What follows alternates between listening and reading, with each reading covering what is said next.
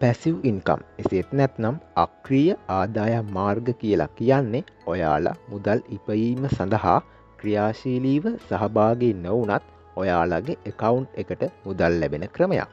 අපි සරලව කිව්වොත් ඔයා නිදාගෙන හිටියත් මෙම අක්‍රීය ආදායම් මාර්ග වලින් මුදල් උපයන්න පුළුවන්.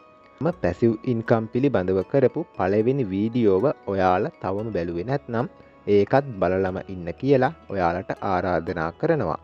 මොකද මෙම මූල්‍ය දැනුම ඔයාලගේ ජීවිතයේ සාර්ථකත්වය උදෙසා ඉතා වැදගත් වෙනවා. වොරන් බෆට් කියලා කියන්නේ ලෝකයේ සාර්ථකම ආයෝජකයා. ඔහු කියනවා ඔයා නිදාගෙන සිටියදීත් මුදල් ලැබෙන ක්‍රමයක් සකස් කරගත්තේ නැත්නම් ඔයාට මැරෙන තුරාවටම මහන්සි වෙලා වැඩ කරන්න වෙනවා කියලා. අද මෙම වීඩියෝවෙන් මම කතා කරන්නේ වර්තමානයට ගැලපෙන හොඳ අක්‍රීය ආදායම් මාර්ග 10ක් ගැනයි. එහෙනම් මේ වීඩියෝවට යන්න කලින් මාව සබස්ක්‍රයිබ් කරලා තියාගන්න කියලා ඔයාලට ආරාධනා කරනවා. පළවෙනි පැසිව් ඉන්කම් එක විදියට පෙන්වා දෙන්න පුළුවන් ස්ථාවර තැන්පතු දැමීම. යම්කිසි කාලරාමුවකට යටත්ව ස්ථාවර තැන්පතුවක ආයෝජනය කිරීම මගින් ඔයාලට පොලි ආදායම් ලබා ගන්න පුළුවන්. මෙය ගොඩක් අය සිදු කරනු ලබන පැසිව් ඉන්කම් ක්‍රමයක් ලෙස අපට හඳුනා ගන්න පුළුවන්. තවත් වටිනා අක්‍රීය ආදායම් මාර්ගයක් විදියට කොටස් ලාභාංශ පෙන්වා දෙන්න පුළුවන්. ඔයාලා කොළඹ කොටස් වෙළඳපොලේ ලාභාංශ ලබා දෙන හොඳ සමාගම්වල ආයෝජනය සිදු කළහොත් එම සමාගම් ලාභ උපයන විට ඔයාටත් එම ලාභයෙන් කොටසක් ලබා ගන්න පුළුවන්. මෙහිදී ඔයාට කරන්න තියෙන්නේ හොඳ සමාගම් අධ්‍යයනය කරලා ආයෝජනය කරන්න පමණයි. ඉන්පසු ඔයා නිදාගෙන හිටියත් ලාභාංශ ආදායම් ලබා ගන්න පුළුවන්. තවත් අක්‍රීය ආදායම් මාර්ගයක් විදියට ඔයාලට ඔන්ලයින් කෝස් එකක් කරන්න පුළුවන්. ඔයාලට යම්කිසි විෂයක් සම්බන්ධයෙන් හෝ ඕනෑම දෙයක් සම්බන්ධයෙන් දැනුමක් පවතිනවා නම් එය ඔන්ලයින් කෝස් එකක් ලෙස කරන්න පුළුවන්. ඔයා මේ සඳහා එක්වරක් ඉගැන්වීම් කටයුතු කිරීම ප්‍රමාණවත් වන අතර ඔයාගේ ජීවිත කාලය පුරාවටම මෙහි ආදායම ලබා ගන්න පුළුවන්. උදාහරණයක් විදියට ඔයා ඔන්ලයින් ඉංග්ලිෂ් කෝස් එකක් කළොත් එය නරඹන සෑම මොහොතකම ඔයාට මුදල් ලබා ගන්න පුළුවන්. තවත් පැසිව් ඉන්කම් එකක් විදියට ඔයාට පුළුවන් ලස්සන ඡායාරූප සහ වීඩියෝ අරගෙන ඒවා ඔන්ලයින් අලෙවි කරන්න. මෙය අලෙවි වන වාරයක් පාසා ඔයාට මුදල් ලබා ගන්න පුළුවන්. වර්තමානයට ගැලපෙන තවත් අක්‍රීය ආදායම් මාර්ගයක් විදියට YouTube නාලිකාවක් පවත්වාගෙන යාම හඳුන්වන්න පුළුවන්. මෙය ආරම්භයේදී අසීරු වුණත් කාලයත් සමග යම්කිසි ආදායමක් ලබා ගන්න පුළුවන්. තවත් අක්‍රීය ආදායම් මාර්ගයක් විදියට ඇෆිලියට් මාකටිං හඳුන්වන්න පුළුවන්. ඇෆිලියට් මාකටිං කියලා කියන්නේ ඔයා යම්කිසි භාණ්ඩයක් හෝ සේවාවක් තවත් අයෙකුට නිර්දේශ කර එය විකිණෙන වාරයක් පාසා කොමිස් මුදලක් ලබා ගැනීම. මේ සඳහා භාණ්ඩ නිෂ්පාදනය කිරීමට අවශ්‍ය නොවන අතර තවත් අයෙකුට නිර්දේශ කර විකුණා දීම ප්‍රමාණවත් වෙනවා.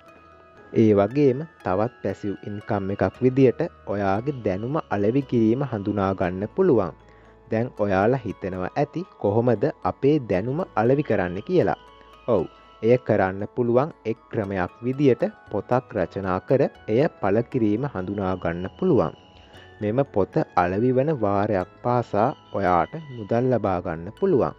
මේ ආකාරයට ඔයාට ජීවිත කාලය පුරාම අක්‍රීය ආදායම් ලබා ගන්න පුළුවන්. තවත් වැදගත් අක්‍රීය ආදායම් මාර්ගයක් ලෙස කුලී ආදායම් හඳුනා ගන්න පුළුවන්.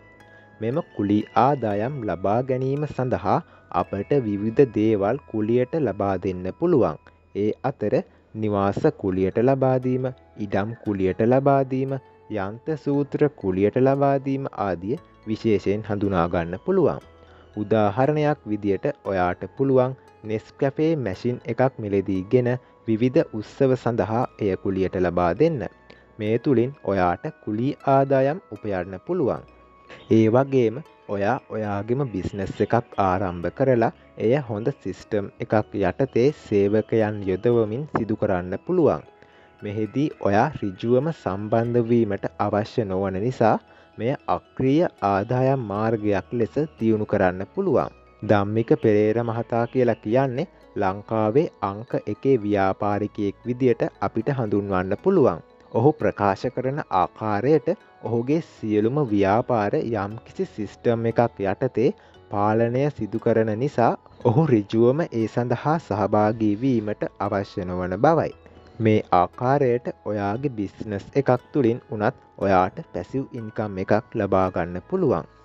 අපිට 10 වෙනි අක්‍රීය ආදායම් මාර්ගයේ විදියට ග්‍රැෆික් ඩිසයින් හඳුන්වන්න පුළුවන්. ඔයාට ග්‍රැෆික් ඩිසයින් සම්බන්ධයෙන් හැකියාවක් තියෙනවා නම් මේ තුලින් ඔයාට වටිනා ආදායම් මාර්ගයක් සකස් කරගන්න පුළුවන්.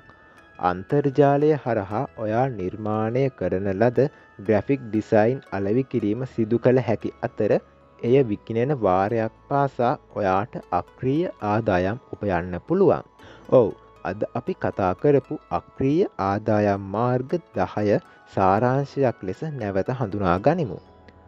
ස්ථාවර තැන්පතුවල මුදල් ආයෝජනය කිරීම, කොටස් ලාභාංශ සඳහා ආයෝජනය කිරීම, ඔන්ලයින් කෝර්සස් සිදු කිරීම, ඡායාරූප සහ වීඩියෝ අලෙවි කිරීම, YouTube channel එකක් කිරීම, ඇෆිලියට් මාකටිං සිදු කිරීම, දැනුම අලෙවි කිරීම, කුලී ආදායම් ලබා ගැනීම, ඔයාගේම බිස්නස් එකක් ආරම්භ කිරීම, අවසාන වශයෙන් ග්‍රැෆික් ඩිසයින් කිරීම පෙන්වා දෙන්න පුළුවන්.